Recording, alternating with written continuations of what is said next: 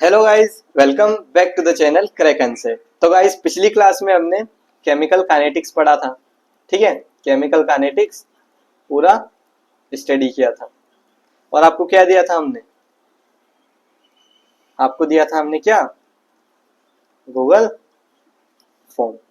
ठीक है, Google form दिया था। उसमें हमने क्या क्या दिए थे?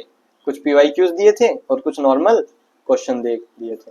ठीक है, आप सब उसे अटेम्प्ट कीजिए। अगर किसी ने अटेम्प्ट नहीं किया है तो उसे अटेम्प्ट करना, और बहुत सारों का रिस्पॉन्स तो आए ही है ना। अच्छे खासे बच्चों ने अटेम्प्ट किया है, तो उनके आज हम सॉल्यूशन डिस्कस करने वाले हैं। बहुतों के सही भी थे, मैंने देखा था 3-4 लोगों के पूरे सारे सही थे। सारे जो आंसर थे ना वो करेक्ट थे।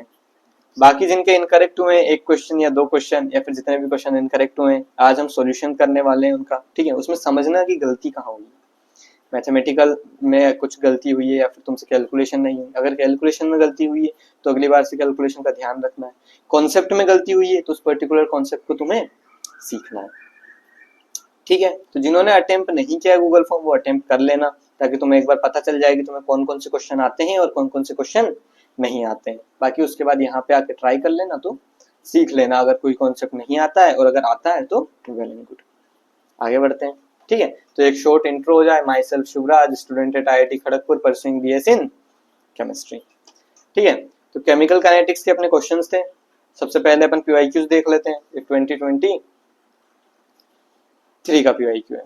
क्वेश्चन क्या कहता है कि यार decomposition of a gas x is a first order reaction. हमें क्या पता चल गई कि यार फर्स्ट ऑर्डर रिएक्शन है।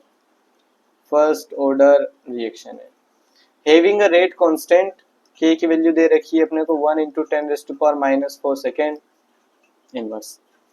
It's half life period will be. Simple question. Half life period इसका क्या हो जाएगा? तो half life period first order reaction का क्या होता है? 0.693 डिवाइड बाय के। क्या होगा? 0.693 डिवाइड बाय 1 × 10⁻⁻⁴। ये क्या हो जाएगा? 10⁻⁻⁴ ऊपर चला गया तो हो जाएगा 6.93। ये एक इधर चला जाएगा तो 10⁻³ सेकेंड। तो ये क्या हो जाएगा? अपना आंसर हो जाएगा कुछ है 6.93। ये थर्ड वाला अपना क्या हो जाएगा? आंसर हो जाएगा। सिंपल। यहाँ पे मैंने सॉल्यूशन भी दे रखा है, अगर समझना हो तो यहाँ से आप देख सकते हो। ये तो बेसिकली कैलकुलेशन के लिए है, तो अपना आंसर 3 क्या हो जाएगा? करेक्ट हो जाएगा। ठीक है, आसान था, फॉर्मूला बेस्ड था। फर्स्ट ऑर्डर रिएक्शन पता है उसका, आपने को हाफ लाइफ पता है, तो अपन आंसर निकाल लेंगे। बाई चांस आपको नहीं पता है एग्जाम में तो कैसे करेंगे? तो आपको फिर वो रेट लो पता होना चाहिए। ठीक है, रेट लो को फिर इंटीग्रेट करेंगे, उससे हम क्या निकालेंगे? इंटीग्रेटेड रेट लो निकालेंगे फर्स्ट ऑर्डर रिएक्शन के लिए, और फिर वहां से अपन क्या निकालेंगे? हाफ लाइफ निकालेंगे। तो वो भी कर सकते हो। अगर आपको कॉन्सेप्ट पता है और फॉर्मूला नहीं पता है तो वहां से तुम आ सकते हो। फॉर्मूला पता है तो डायरेक्टली अपना क्वेश्चन सॉल्व हो जाएगा। आगे बढ़ते हैं। ठीक है, तो अपना क्वेश्चन क्या कहता है? ये भी अपना क्या है? पीवाईक्यू है कि according to the collision theory for an effective collision the two condition required are. क्या होगी? जैसे कि अपन ने क्या पढ़ा था कोलिजन थ्योरी में कि यार ए और बी दोनों रिएक्शन कब करेंगे? ए और बी दोनों रिएक्शन कब करेंगे? जब एक प्रॉपर ओरिएंटेशन हो। दूसरी चीज क्या हो? एक सफिशिएंट एनर्जी बैरियर को क्रॉस करे हो। ठीक है, ऑप्शंस पढ़ते हैं। कोलिजन फ्रीक्वेंसी, भाई कोलिजन फ्रीक्वेंसी कितनी भी हो जाए, कोई जरूरी थोड़ी ना कि वो अपना रिएक्शन कर ही देगा। ठीक है, नेक्स्ट क्या है? Proper orientation of molecules. Yes, एक तो यही हो गया अपना कि प्रॉपर ओरिएंटेशन ऑफ मॉलिक्यूल्स। दूसरी क्या हो जाएगी? Molecules must have energy equal to और greater than activation energy. Yes, एक सफिशिएंट एनर्जी बैरियर होना चाहिए। इम्प्रॉपर ओरिएंटेशन ऑफ मॉलिक्यूल्स, ये तो ऑब्वियसली गलत हो गया। इम्प्रॉपर नहीं, प्रॉपर ओरिएंटेशन होना चाहिए। Threshold energy and activation energy. Yes, but हमें पता नहीं है ना उस पर्टिकुलर चीज से क्या होनी चाहिए? ज्यादा होनी चाहिए। ठीक है, तो ये भी अपना गलत हो गया। ठीक है, तो इसमें बोला है कि 2 कंडीशन रिक्वायर्ड। अगर क्वेश्चन में पूछा गया है 2 कंडीशन रिक्वायर्ड है तो हम ये दोनों मार्क करेंगे। अगर क्वेश्चन में पूछा गया तो मल्टीपल ऑप्शन करेक्ट है तो अपन बाकी भी मार्क कर सकते थे। वो डिपेंड करता है कि क्वेश्चन में क्या मांगा। तो अपना आंसर क्या हो जाएगा? Both B and C. Both B and C, तो option both B and C. ठीक है, आसान है, सिंपल, थ्योरेटिकल बेस्ड है। जो हमने थ्योरी पढ़ी उसी से उठ के क्वेश्चन आ गया। आगे बढ़े। आगे क्या दे रखा है अपना? एक और पीवाईक्यू है ये अपना। क्या है ये अपना? PYQ है। क्या दे रखा है कि KT is equal to ln R nought by R is an integrated rate equation for which order of reaction. First है, सेकेंड है, थर्ड है, जीरो है, कौन सी है? अपने को क्या पढ़ा था रेट लो जो फर्स्ट ऑर्डर रिएक्शन के लिए, वो क्या है? ln AT is equal to ln A nought minus KT। KT को उधर ले जाएंगे, क्या हो जाएगा? ln A note divide by AT। ठीक है, यही अपना क्या हो गया? इक्वेशन हो गया। तो ये किसके लिए? ये अपना फर्स्ट ऑर्डर के लिए। अगर तुम्हें फॉर्मूला याद है तो तुम डायरेक्टली कर लोगे, फॉर्मूला नहीं भी याद है तो अगर बाई चांस मुझे नहीं याद है फॉर्मूला, तो मैं कैसे अप्रोच कर सकता हूँ? मुझे फॉर्मूला नहीं याद है तो एक तो मैं फॉर्मूला निकाल लूँ इंटीग्रेट वगैरह करके, वो सब करके। दूसरा मेथड में क्या यूज कर सकता हूँ कि यार मैं इसकी हाफ लाइफ निकाल लूँ, हाफ लाइफ निकाल लूँ। अगर मुझे हाफ लाइफ का फॉर्मूला याद है तो मैं हाफ लाइफ से कर सकता हूँ इसे। ठीक है, तो अगर मैं हाफ लाइफ से भी करूंगा तो ln 2/k आ जाएगा। टी की वैल्यू ये किस में होती है? फर्स्ट ऑर्डर में होती है, तो मेरा आंसर क्या हो जाएगा? फर्स्ट ऑर्डर हो जाएगा। क्लियर है? सिंपल क्वेश्चन, बेसिक जो फॉर्मूला हमने पढ़ा उसी पे क्वेश्चन आ गया है, और थ्योरेटिकल आ गया है कि यार ये फॉर्मूला किसका है, ये फॉर्मूला किसका है, कैलकुलेशन भी नहीं आई है। ठीक है, तो बहुत ही सिंपल क्वेश्चंस आ रहे हैं, तो इस चैप्टर को तो छोड़ना ही नहीं है। ठीक है, जो हमने थ्योरी पढ़ी उसी से क्वेश्चन सॉल्व हो जा रहा है। आगे बढ़ते हैं। आगे हमने अब जो क्वेश्चंस दिए थे, ठीक है, वो ट्राई कर लेते हैं। जो भी हमने क्वेश्चंस गूगल फॉर्म में आपको एक्स्ट्रा दिए थे वो ट्राई कर लेते हैं। तो the unit of the rate constant for the first order reaction is, rate constant की यूनिट क्या होगी? तो फर्स्ट ऑर्डर रिएक्शन में रेट अपना इज इक्वल टू क्या होता है? K इंटू ए। इसकी पावर क्या होती है? 1 होती है। अपने को इसकी यूनिट निकालनी है। रेट की यूनिट क्या होती है? रेट क्या होता है? Concentration divide by time. तो रेट क्या हो गया? Concentration divide by time. के ए क्या होता है अपना? कंसंट्रेशन। इसकी यूनिट और इसकी यूनिट कैंसिल हो गई, तो टाइम का इनवर्स, टाइम का इनवर्स क्या होता है? Second inverse. ये अपनी किसकी यूनिट हो जाएगी? रेट कांस्टेंट की। समझ में आई? ये किसके लिए है? अपना फर्स्ट ऑर्डर के लिए। तो यूनिट क्या हो गई अपनी? बी, सेकेंड इनवर्स, यही दे रखा है। आगे बढ़े। इजी क्वेश्चन है बहुत ही, अगर तुम्हें फॉर्मूला पता है तो तुम इजीली कर लोगे, थ्योरी पता है तुम इजीली कर लोगे। ठीक है, आगे बढ़ते हैं। आगे क्या क्वेश्चन है कि for a reaction rate is equal to K A की पावर 2 और बी की पावर 1। ठीक है, तो अपने को रेट क्या दे रखा है? के ए की पावर 2 बी की पावर 1, बी की पावर, ये थोड़ा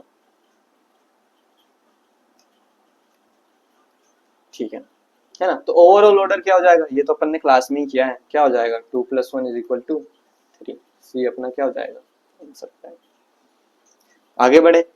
बहुत ही बेसिक और इजी क्वेश्चन आ रहे हैं, आप अगर थोड़ा सा ध्यान लगाओगे तो इजीली सॉल्व हो जाएंगे।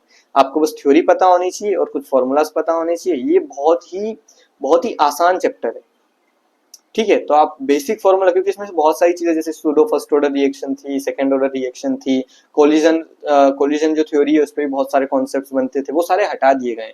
बहुत ही सिंपल चीजें रखी गई है, तो जितनी रखी गई है वो पढ़ लो, 1-2 क्वेश्चन मिल जाएंगे और इजीली आप सॉल्व कर पाओगे। आगे बढ़े। आगे अपने को क्या दे रखा है कि if a rate of a reaction does not depend on reactant concentration, अगर रेट रिएक्टेंट कंसंट्रेशन पे डिपेंड नहीं कर रही है, मतलब जो रिएक्टेंट कंसंट्रेशन उसकी पावर 0 है, उस पर डिपेंड नहीं कर रही है, तो the order of the reaction is simple 0। तो रिएक्शन उस rate is independent of reactant concentration is 0 order, answer क्या हो जाएगा? 0 ऑर्डर। क्यों? क्योंकि अपना रेट 0 ऑर्डर के केस में क्या होता है? k इंटू ए की पावर 0, तो ये तो हमेशा क्या होगा? 1 होगा, तो इस पर डिपेंड नहीं कर रही है।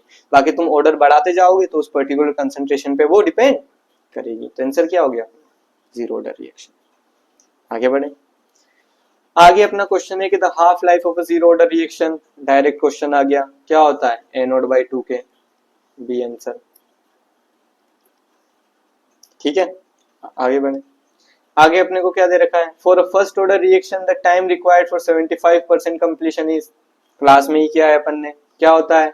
अगर a से अपने को a/2 जाना है तो t हाफ लगता है, a/2 से a/4 जाना है तो t हाफ लगता है। तो यहाँ से यहाँ अपन कितने आ गए? The time required for 75% completion, 75% complete हो गया, यहाँ पे कितना? 25% रिमेन रह गया। टोटल टाइम कितना हो गया? 2 × टी हाफ। आंसर क्या हो जाएगा अपना? बी। क्लियर? आगे बढ़े।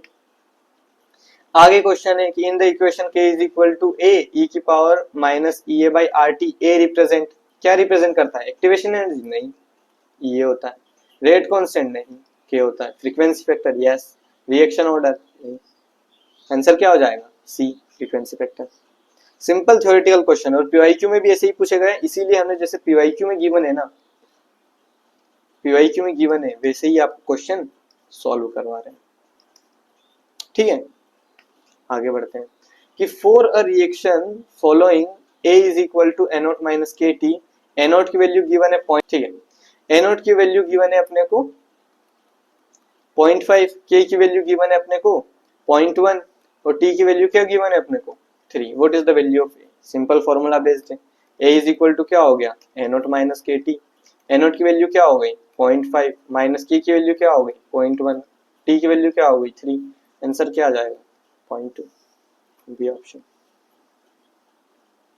सिंपल। आगे बढ़ते हैं कि if a rate constant k for a zero order reaction is 0.2, जो अपना रेट कांस्टेंट है वो क्या है अपना 0.2, तो how long will it take for a concentration of reactant to decrease from 1 molar to 0.2? Initial क्या है 1 मोलर, कहां तक जाना है 0.2, क्या निकालना है? टाइम निकालना है। क्या हम निकाल सकते हैं? किस ऑर्डर के लिए निकालना है? क्या इसमें गिवन है? जीरो ऑर्डर के लिए निकालना है। क्या होता है? AT is equal to A nought minus K T. A nought की वैल्यू गिवन है 0.2, ए की वैल्यू गिवन है 1 माइनस के की वैल्यू गिवन है 0.2। क्या निकालना है? टाइम निकालना है। 1 में से माइनस करेंगे तो कितना हो जाएगा 0.8, इधर क्या हो जाएगा 0.2 इंटू टी, डिवाइड कर दो, क्या आ जाएगा 4 सेकेंड्स। तो अपना आंसर क्या हो जाएगा? सी। ठीक है, आगे बढ़े। बस जितने भी अपने क्वेश्चंस थे कंप्लीट, बहुत ही इजी क्वेश्चंस थे, फॉर्मूला बेस्ड थे, बहुत जल्दी सॉल्व हो गए। तो ये पर्टिकुलर चैप्टर बहुत आसान है, एक बार थ्योरी पढ़ो, अगर आपने पढ़ रखा है ऑलरेडी, अगर पढ़ रखा है तो ये सारे क्वेश्चन इजीली आपसे बन जाने चाहिए। गूगल फॉर्म ट्राई करो, जो भी जिसमें भी आपको गलती हुई, जिसमें भी आपको दिक्कतें आई कि यार ये प्रॉब्लम है, ये गलती है, तो सॉल्यूशन आपने देखा कैसे हुआ, क्या हुआ, कहाँ से उठाया गया है। अगर फिर भी आपको इश्यू है तो एक बार जो मैंने लेक्चर बना रखा है पिछला वाला, ठीक है, वो एक बार रिवाइज कर लो, उससे आपको कॉन्सेप्ट्स क्लियर हो जाएंगे। जो भी फॉर्मूलाज है वो याद रख लो, या फिर अगर आप निकाल सकते हो जल्दी तो वैसे ट्राई कर लो। ठीक है, तो आप प्रैक्टिस करते रहिए, हम आगे का चैप्टर करते रहेंगे, है ना, जुड़े रहिए। Bye bye guys, thanks for watching और स्टे ट्यून्ड। ठीक है, अगला लेक्चर हम DNF ब्लॉक करेंगे और आगे बढ़ते हैं। बाय।